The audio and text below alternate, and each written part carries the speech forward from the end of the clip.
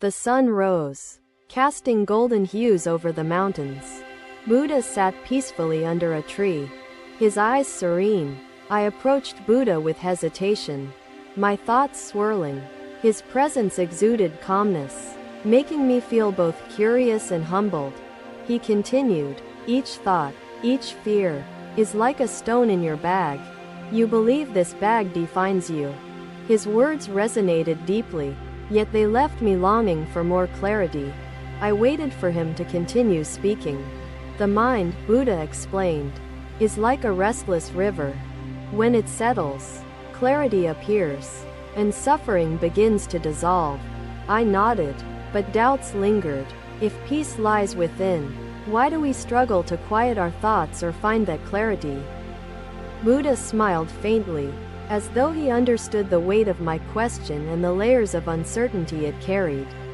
"Struggle comes," he replied gently, "from attachment to fleeting desires and resistance to impermanence.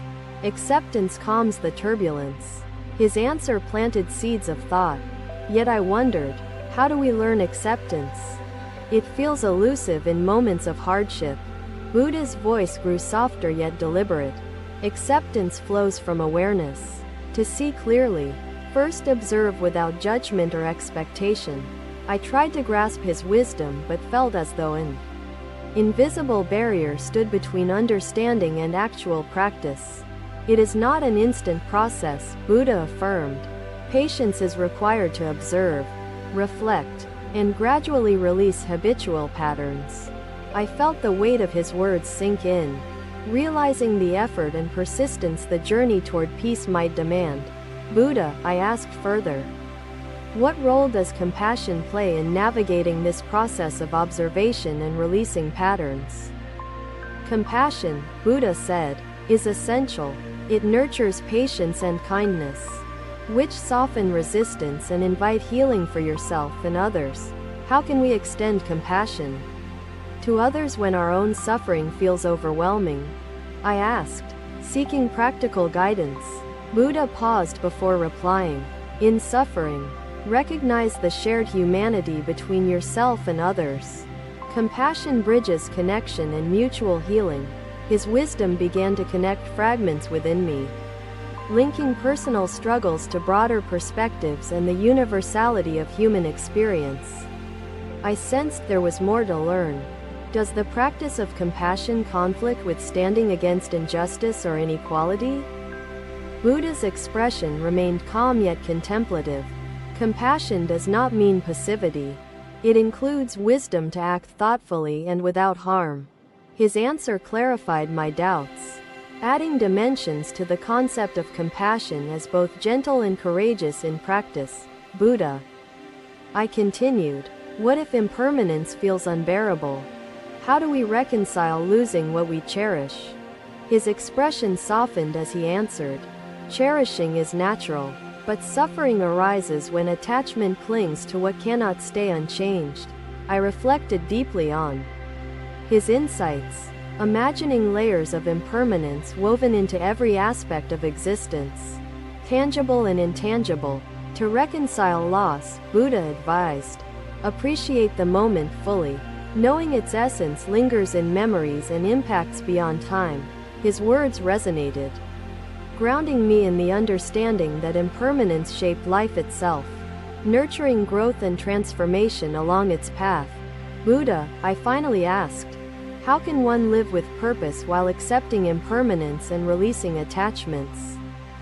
"Purpose," Buddha explained, "is cultivated by serving others and expressing compassion, which aligns actions with intentions beyond fleeting desires."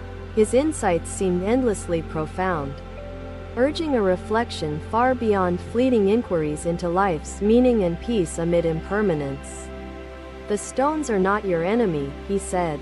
"Your attachment to them creates the illusion of suffering. Peace comes from wisdom, woven into life through compassion and presence."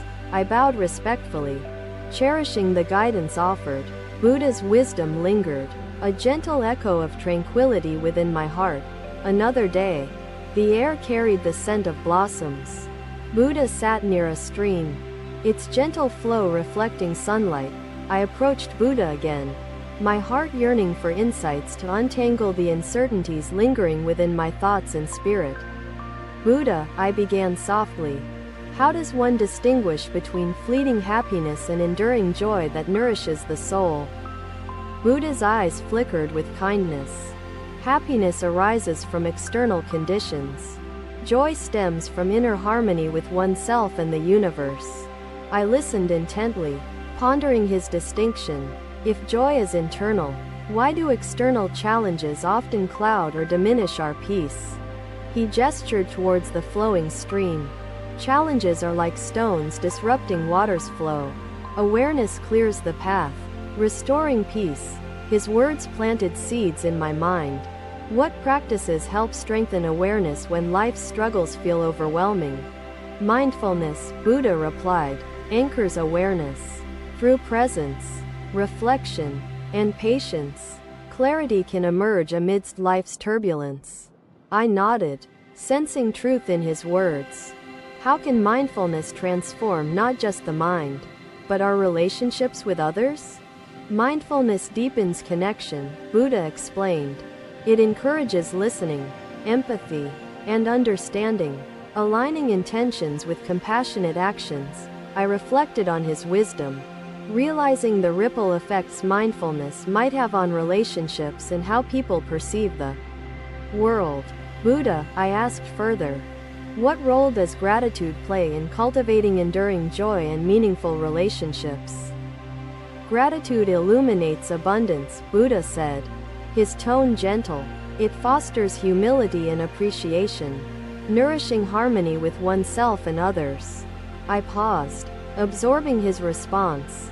How does gratitude help us overcome resentment and pain caused by perceived wrongs from others? Gratitude transforms wounds, Buddha answered. It shifts focus to growth and shared humanity, dissolving resentment through forgiveness. His words evoke deeper inquiry.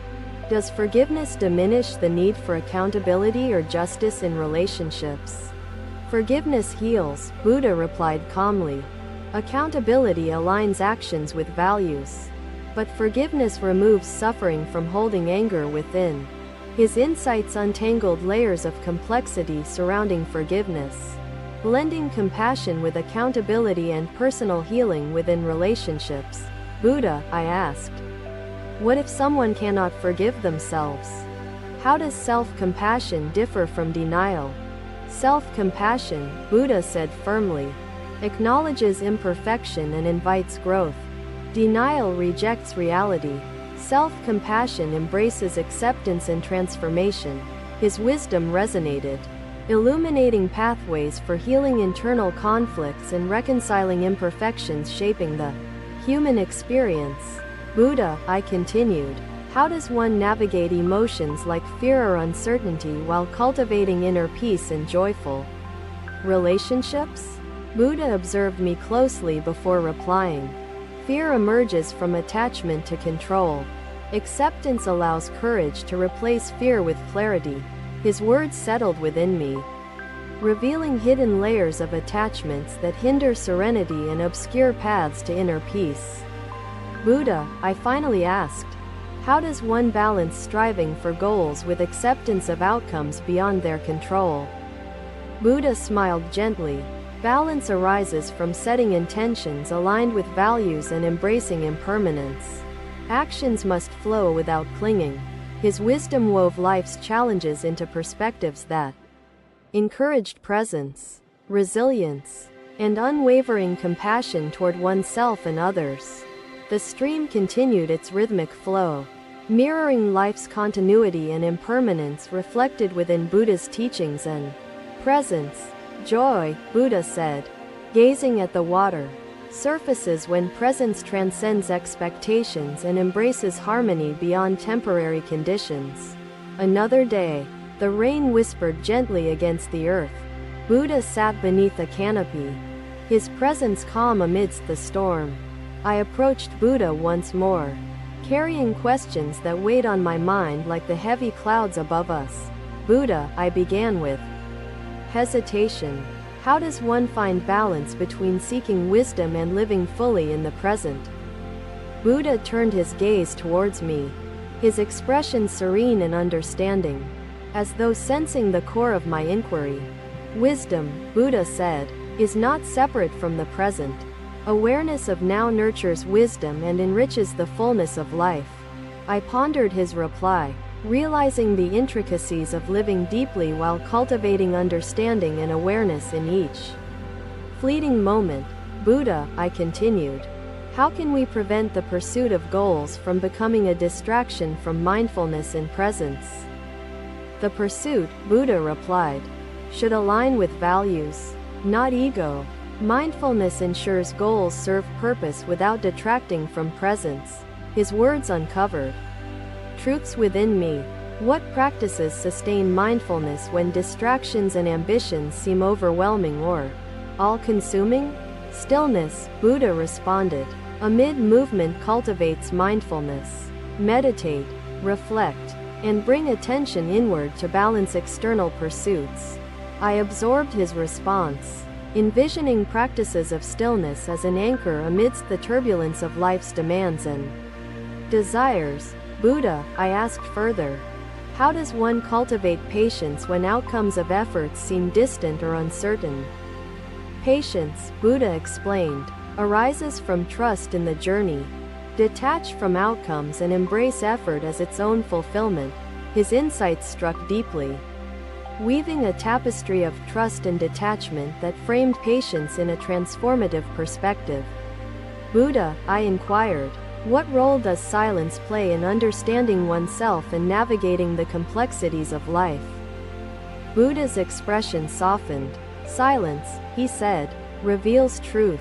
In stillness, the mind's turbulence settles, allowing clarity and self-awareness to surface. I reflected on his wisdom, imagining the interplay of silence and speech as pathways to connection and deeper understanding. Buddha, I questioned, how does one navigate conflict while maintaining peace and compassion within oneself and with others? Conflict, Buddha replied, is eased by empathy and listening. Compassion softens anger, allowing resolution through understanding, not division. His reply illuminated the potential of compassion in diffusing tensions and nurturing harmony. Amidst the inevitable challenges of relationships, Buddha, I finally asked, how can one sustain faith in their purpose amidst setbacks and moments of doubt? Faith, Buddha said, grows when aligned with values. Setbacks are teachers, revealing strength and resilience for the path ahead. The rain softened, its rhythmic pattern echoing Buddha's wisdom, washing away uncertainty and nurturing seeds of clarity within my heart. Live, Buddha concluded, in harmony with intention and presence.